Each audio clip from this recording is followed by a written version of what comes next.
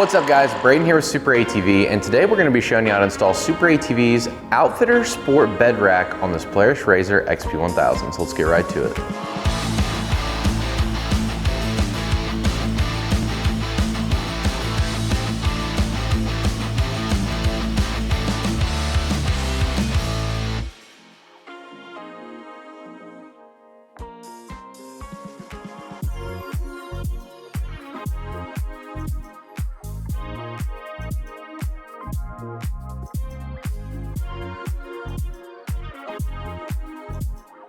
All right, so the first thing that we're gonna do is get our back panel, front panel, and all of our side panels here. So we've got all these laid out, ready to go. First thing we're gonna start with is our back panel. It's gonna have the Circle S cut out on it.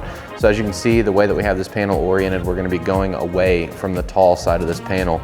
We're gonna be using 23 M6 by 18 millimeter Allen headed screws out of the kit, as well as 23 M6 nylocks. So go ahead and get those prepped. I've got them laid here in my magnet tray. I'm gonna go ahead and lay this panel up to where the Circle S is facing out in the correct orientation, and then just go through and start lining these up with each of these holes on this part of the panel.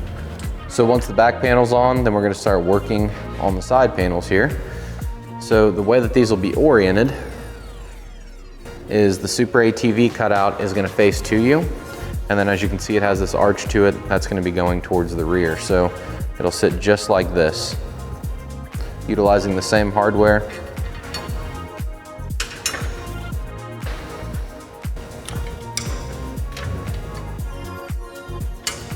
So we're gonna connect our front floor to the rear floor, just like this. So as you can see, we have holes that run all the way across. On this panel here, we have holes that run all the way across. You just want to make sure. So it should look something just like this.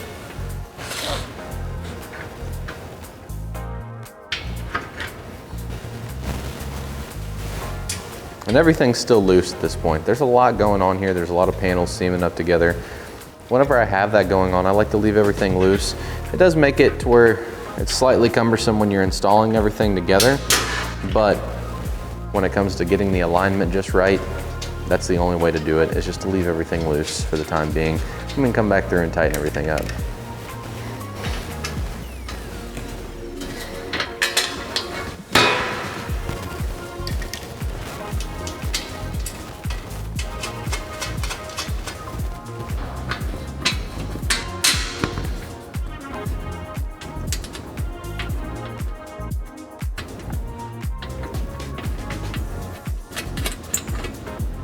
Now we're going to attach the front panel to the front basket, utilizing the same hardware.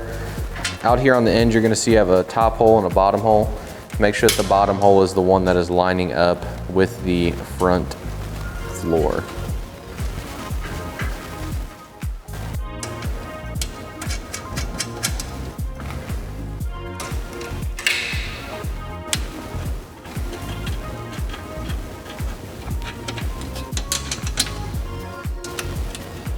Now we're going to move around to the opposite side and install the side panel.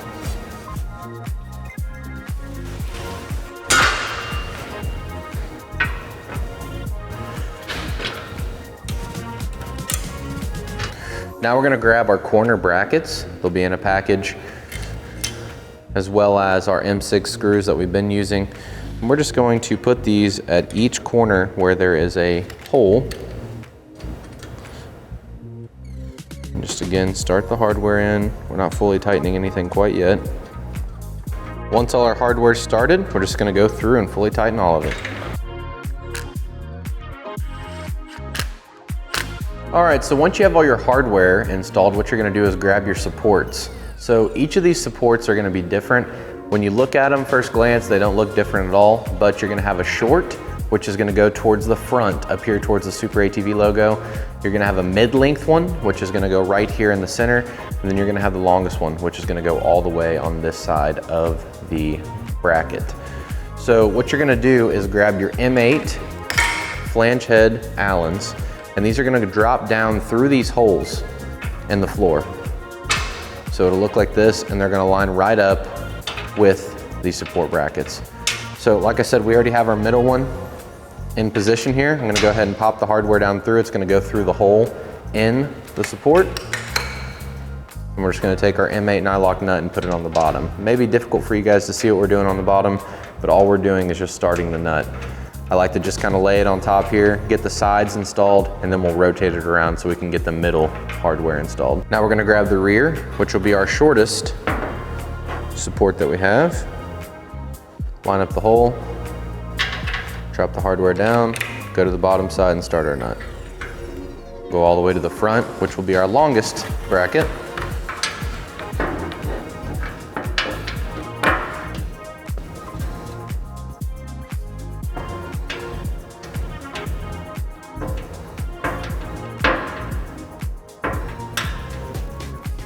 So once your hardware is all started, you're just gonna go through and fully tighten all the hardware down. All right, so the next thing we're gonna do is grab our left side cage. The easiest way to tell the difference between the two is the left side cage is gonna have points here for the hinges. They'll be zip tied in on the bushings. I took and laid my bracket in the cage up there to determine which side fits. You know, sometimes it can be difficult for us to show you exactly which one goes where. So I recommend to do that before you install this, but it should look just like this. So you're gonna see you have this mounting position here, and you have this open flat side. It's gonna go up there like that, and you're gonna take your M8 hardware and slide it down through, just like so. This is the M8 by 20 millimeter bolts, so the hex head. And then you're gonna have an M8 nylock nut on the bottom side of this. Then you'll just grab your right side bracket, or your passenger side bracket, and install it in the same orientation with the same exact hardware.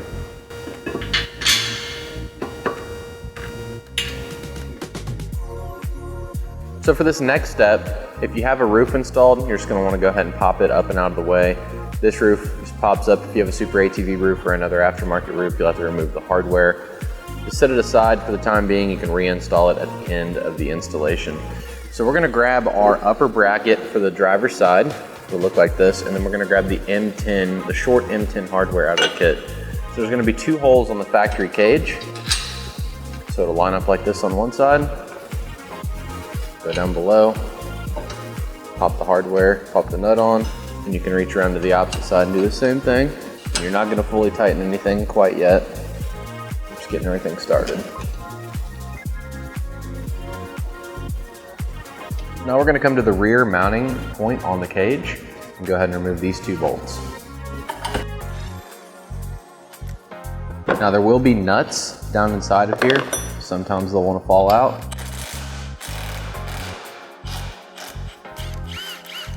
And if it starts to spin the nut, you'll have to kind of reach your finger up in here like I did to kind of hold that nut up into the channel. So that nut fell out of there.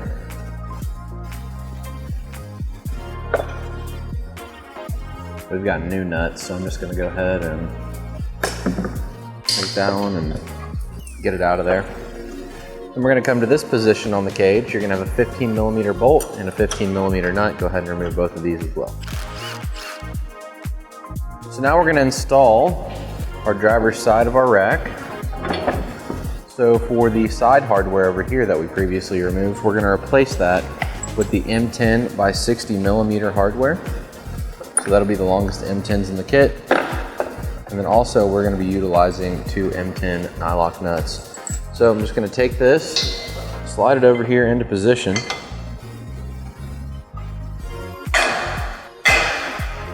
You may have to get some pry bars in here and flex it around in order to get everything lined back up. And just manipulate this rack around however you need to get your hardware lined up. Now we're gonna focus on this spot here.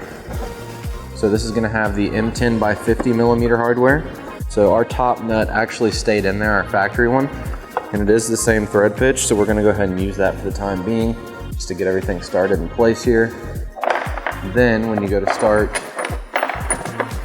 your hardware with one of our nuts that we provide in the kit, what you're gonna do is take the nut, and you can a lot of times peel this little panel up just enough out of the way where you can get your hand all the way back up and behind here,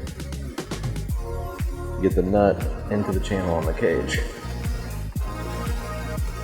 So what I'm doing here is just holding that nut with my finger and getting the bolt started into it. And then once we go to tighten everything up, it will draw it right into the notch on the cage that it's supposed to be in. And we're gonna line the upper portion up with the bracket that we previously installed to the cage. Gonna use the same hardware that we used to attach the bracket to attach the side of the cage to the bracket here. Now we're just gonna repeat the same exact steps on the opposite side.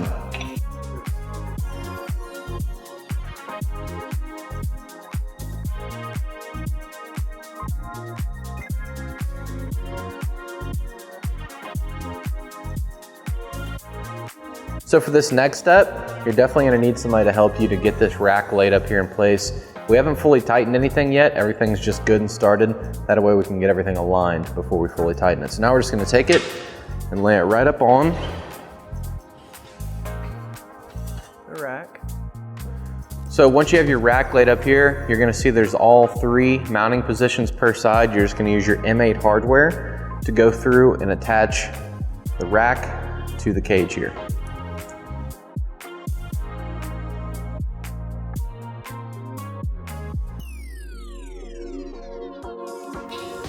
Now we're gonna grab our door. Let's go ahead and get that installed. We'll go in just like this.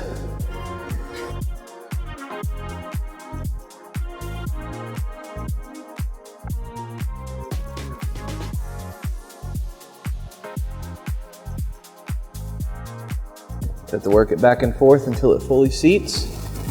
And we'll install the nuts. You're just gonna take your nuts and get them started here on the gate.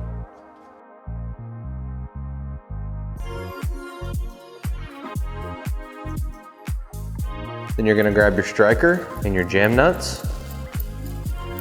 Just kind of run one side of the jam nut up, stick it through the hole here, and just leave this loose. What I like to do is just close the door, close the gate here, and just see where it's somewhat gonna line up at. You can't fully adjust the gate until you go through and get everything fully tightened down.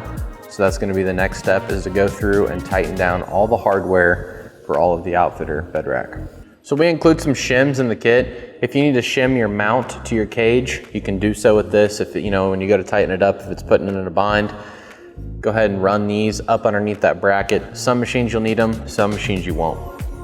So now you're gonna do is go through and fully tighten all your hardware. Once you've done that, that's all there is to it to install the outfitter bed rack on this Polaris RZR XP 1000. Be sure to check the description below to pick yours up today, and while you're there, drop a like, comment, and subscribe. Thanks for watching, and we'll catch you on the next one.